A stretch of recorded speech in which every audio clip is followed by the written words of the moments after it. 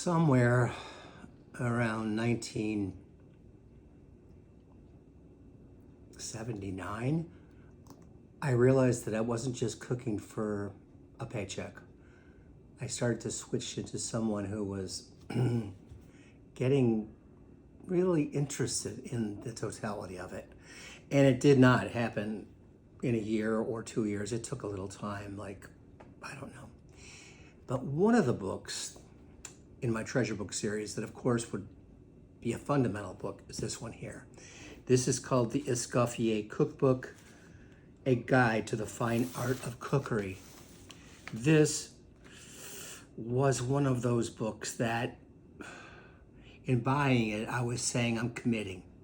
I'm going to stay in this horse race and see where I get.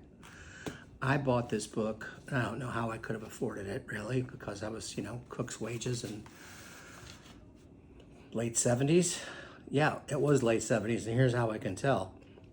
The way I signed my name, well, that's one indication, but the two addresses, 1200 Royal Street, Key West, became 824 Olivia Street, Key West. What happened between this address and this address? Our son was born, and we moved into the house on Olivia Street. So a lot of things going on in life just then. Escoffier was born in 1846, and he lived to 1935. So a ripe old age for a person who was in this business. It is known that he created 500 or more recipes. 1846. It was right around this time frame that this fabulous movie takes place that we saw probably less than a year ago, called The Taste of Things.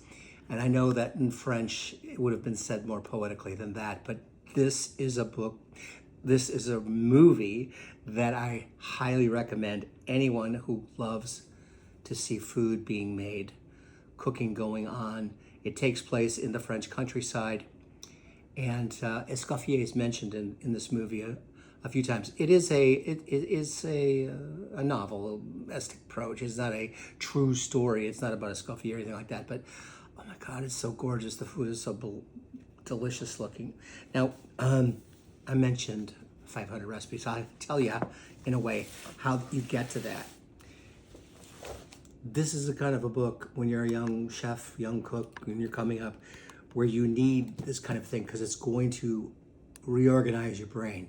It's going to cause you to think much more expansively on what dishes can be. And I'll go through this kind of rapidly. Here's chapter 12. It's on eggs. And this is the pages. Eggs on the dish. Bercy eggs. Eggs with brown butter. Eggs hunter style. Deviled eggs. Florentine eggs. Eggs au gratin. Jockey Club eggs. Isoline eggs. These recipes are numbered. He says cook the eggs according to 395. So you go back to 395 and see what that was. And that's a reference. It's like a footnote. Lully eggs. Meyerbeer eggs. Mirabeau eggs. Omar Pacha eggs. Parmentier eggs. And then it goes into poached and mole eggs. And then it goes down through poached eggs à l'oreille. I don't know how to say it. Oh my gosh. Poached eggs in the cradle and on for pages and pages. And is this the kind of book that's necessary for a home cook? No, but I didn't intend to remain a barely employable person. I needed to study books like a lawyer would study the law books, I guess. That's how I would put it. And this is that kind, we're still in the eggs. This is that kind of a book. So for anybody who is an absolute egghead and wants to be a chef and is young and you believe that they really mean it, this could be the kind of book that you should get them because it'll be game-changing. The Escoffier book, Auguste Escoffier, one of my treasure book series for sure. I'll have another one for you before long. Have a great time reading and cooking.